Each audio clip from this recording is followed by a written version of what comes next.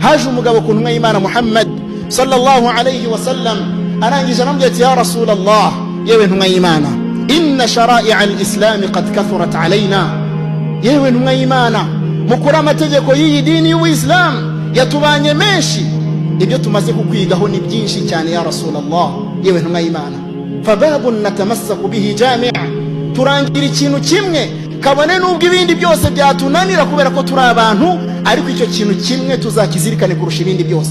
Faqala lahu an-nabiy sallallahu alayhi wa sallam, intumwa y'Imana Muhammad sallallahu alayhi wa sallam imurangira iki kintu gikomeye cyane, iramubwira iti la yazalu lisanuka ratban min dhikrillahi azza wa jalla. Intumwa y'Imana iramubwira iti ururimi rwawe rujye ruhora rutose kubera kuvuga Allah subhanahu wa ta'ala. Umuyisilamu wari wese n'abayisilamu muri rusange nanone tugomba kujya twishimira ko Imana yaratugiza abayisilamu. Iyi ni ingabire yahatse izindi ngabire zose.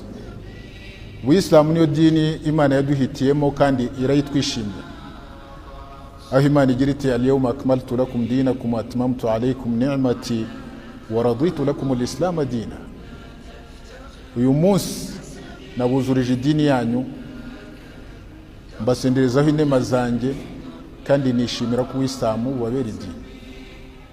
Icyo ngicyo umuyisilamu yagombye kugifata nk'ikintu gikomeye mu buzima bwa buri munsi, akajyana n'agaciro igihe cyose ubona ko uhumeka ugenda uri umuyisilamu.